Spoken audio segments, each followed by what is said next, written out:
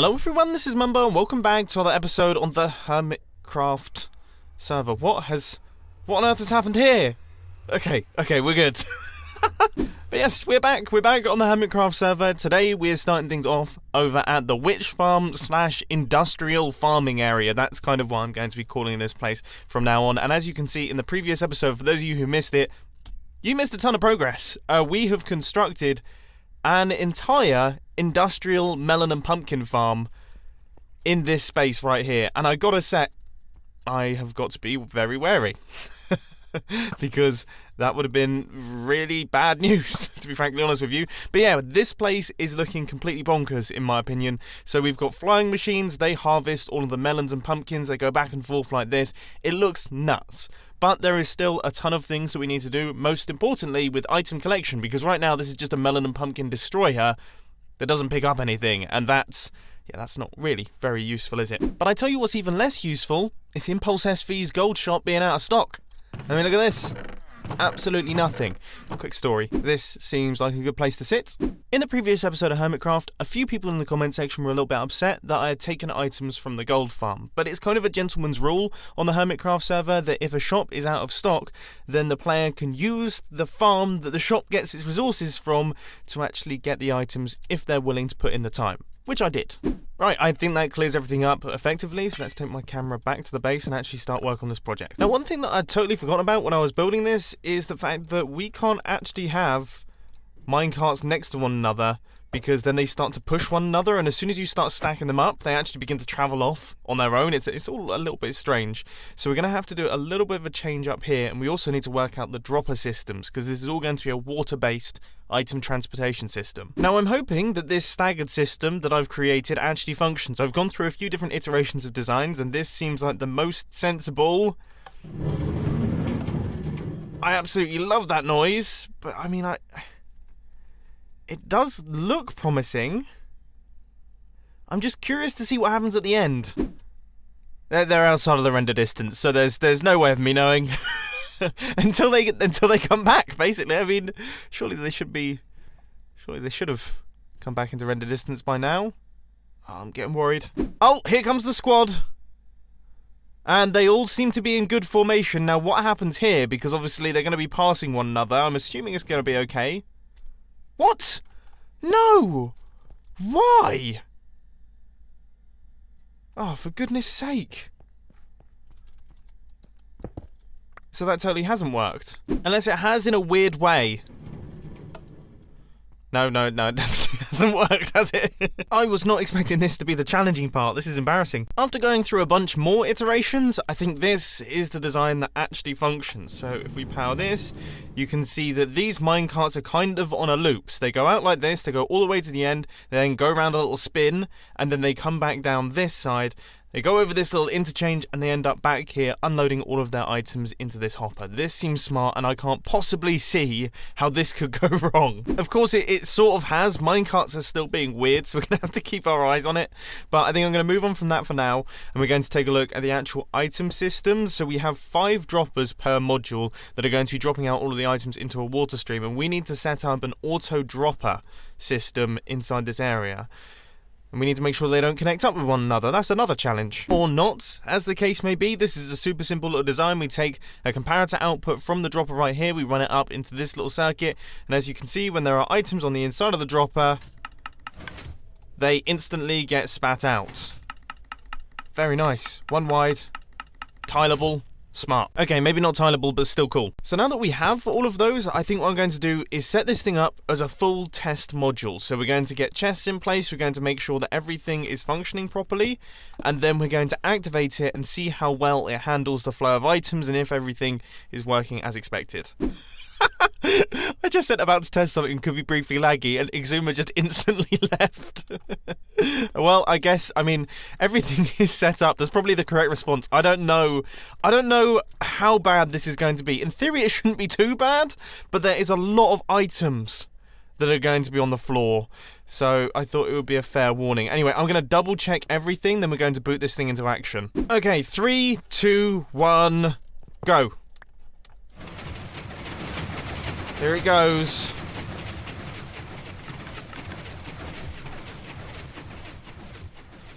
Right.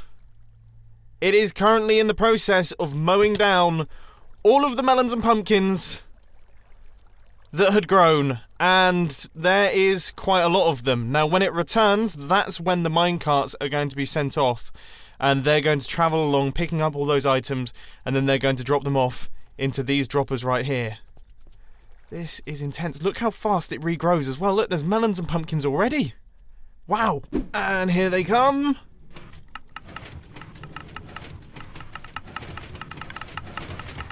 Right, yeah, lots of items. Lots of items, and it's all flowing onto one hopper. That was silly of me. Okay.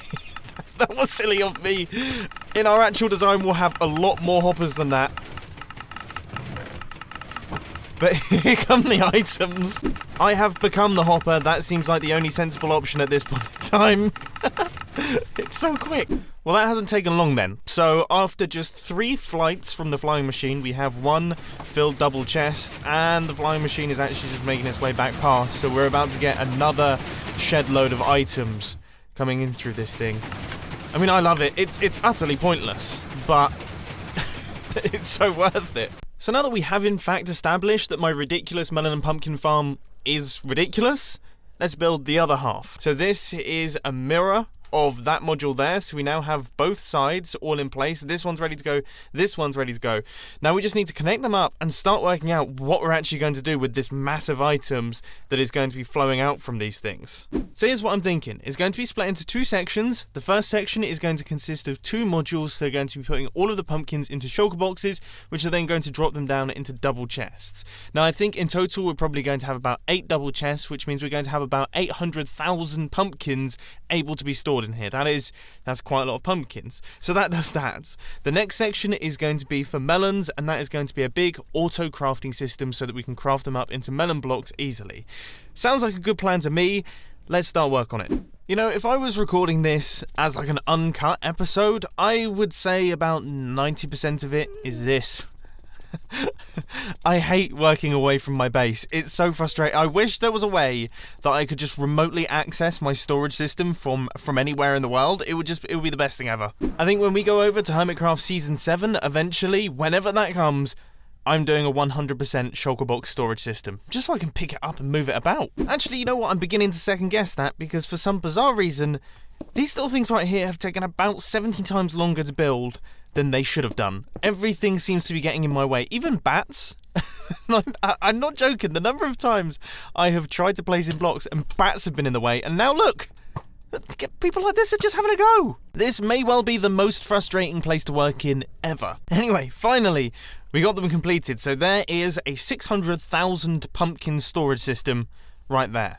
I love shulker boxes. They are pretty cool. Anyway, now it's time to actually start work on the auto crafting system, and that is going to be going in this space over here. And you know what? I think I might actually build up this area down at the bottom as kind of like a little mob-proof zone. In fact, let's do that now. Oh, and just in case you hadn't noticed, yeah, this place is not very focused on things looking conventionally beautiful in Minecraft. I mean, they look cool from a technical standpoint, and they're going to continue to look cool from a technical standpoint, but I don't think Grian's ever going to be impressed by them. But with that being said, even I can't stand the unsymmetricalness that I've created right there. Just give me a second.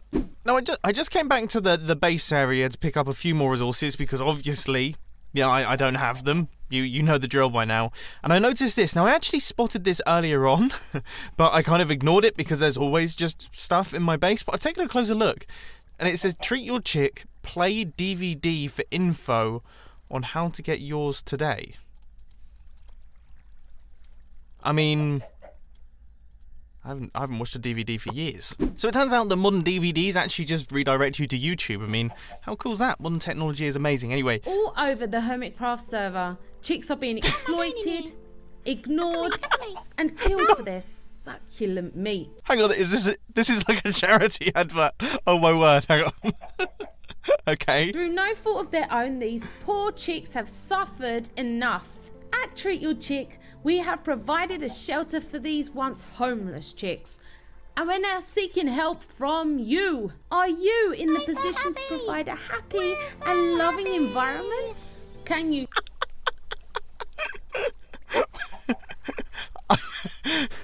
That's what chickens sound like. I now want all chickens to be able to talk. Fill their little bellies with food that doesn't constipate them, and allow them to poop an item that you so desire, then Treat a Chick is a place for you. Visit us today and get 5 diamonds off.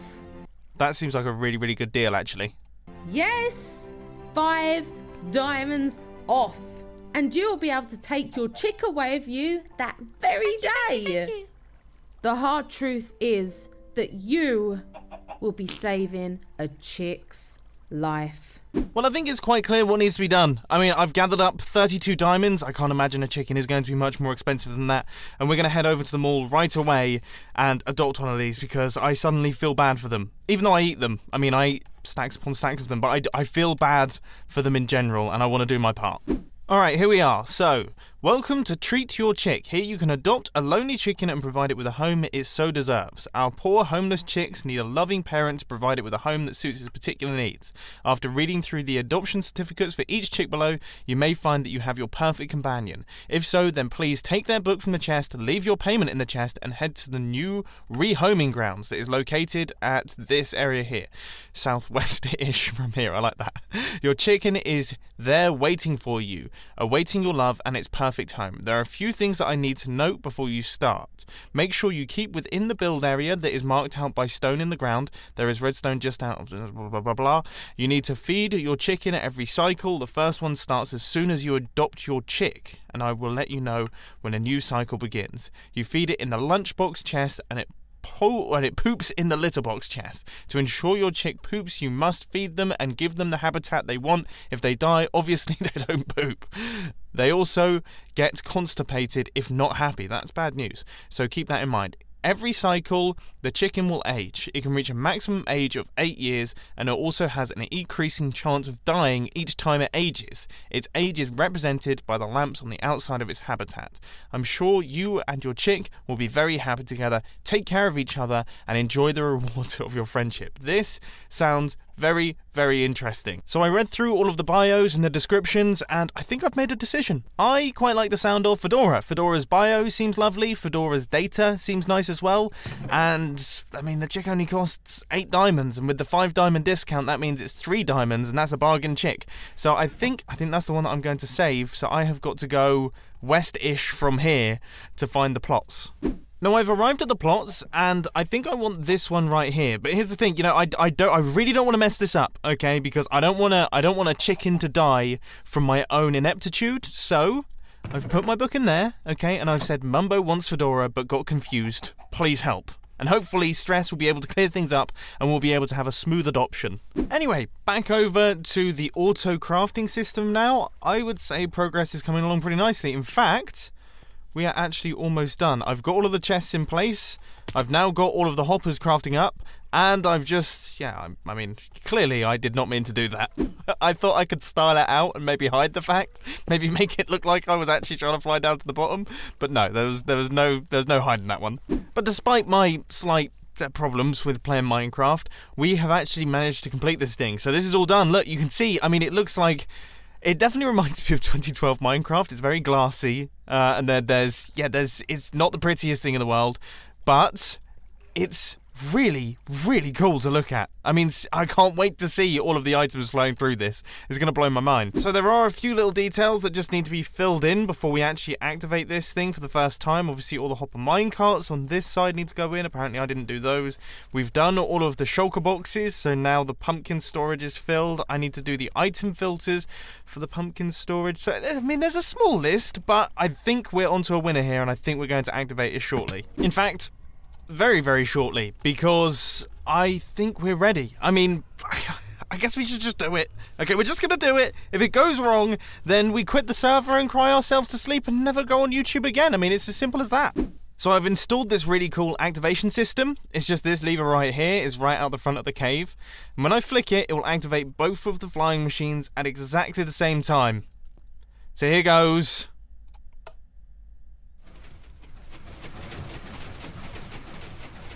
There it is. So the flying machines are now going. I haven't actually tested this one just yet. So, I mean, I should probably make sure that actually...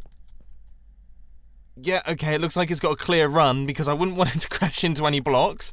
Okay, so all of the melons and pumpkins are being destroyed. My frame rates are struggling a tiny bit because, I mean, how many entities are there right now? I'm currently looking at, yeah, around about 500, and there's another 500 over there. So there's about 1,000 entities at this point in time. That's not good. That's not great for the server. But once they start being picked up, then it will be fine. I apologise, Exuma. Now, the only thing that I am worried about is this little item elevator here. I haven't done extensive testing. In theory, it should all work reliably, but if any items get stuck on those pressure plates there, then we're in trouble. And, oh, my word. Okay, yeah, they're definitely getting stuck. Definitely getting stuck. I need to block this off somehow. Right, I managed to do it. And we're going to redesign this. So instead of them just running into the middle there, they're going to run into one central channel that is then going to head off in this direction, then into an item elevator, and then back across like that. Because just the going back and forth was not working. So let's try it out with just one of these little things running. There was a slab in the mix, so that's not perfect. But it does seem to me like it's functioning properly. So all of the melons are going through. Now, if we add in, let's say 4 of them into the mix, are any pumpkins making it past?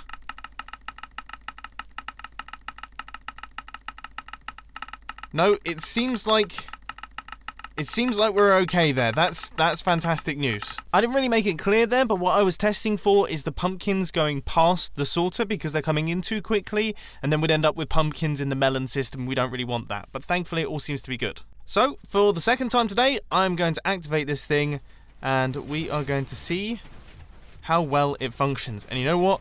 I think it's time for a bit of a time lapse.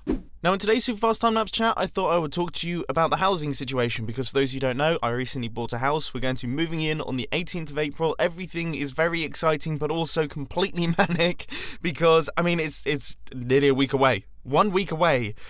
We're going to be moving into the new house, and that's nuts for a number of different reasons. Number one, obviously, it's kind of like the end of an era. I've lived at home for my entire life, and now we're going to be out on our own. We're going to have to do our own things. We're going to have to cook. We're going to have to wash our clothes. I mean, I do wash myself, but clothes, not so much. So this is all completely new to me. So it's all going to be like a big change.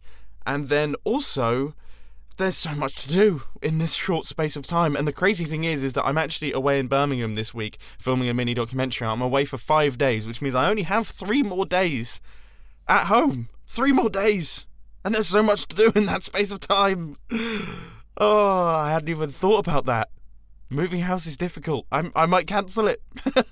It's too much work. So that was almost exactly 1 hour's worth of AFKing, and I've put myself into a gigantic pumpkin, so let's just quickly knock ourselves out of there, and let's take a look at what sort of resources we got. Now oh no!